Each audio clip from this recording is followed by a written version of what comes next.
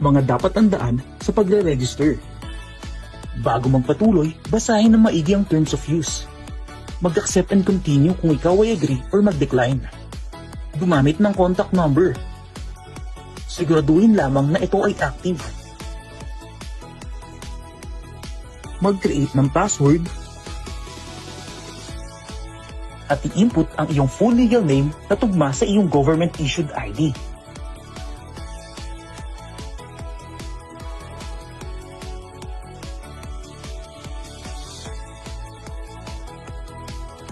Ilagay ang birthday.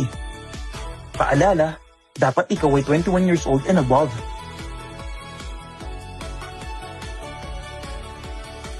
I-fill out lang ng tama at accurate ang iba pang impormasyon.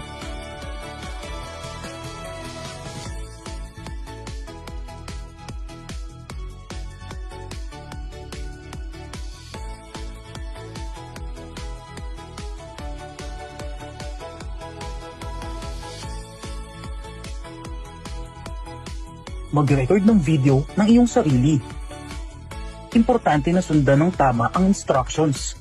Humarap sa camera, sa kaliwa at sa kanan.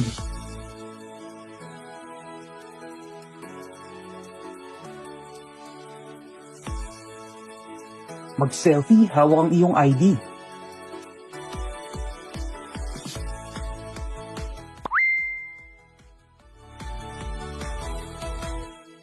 Picturean ang iyong ID.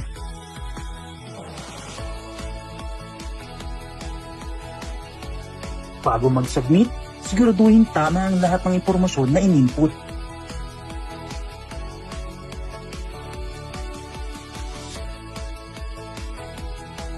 Tandaan na ang mga fake identities at ineligible registrations ay hindi maaari.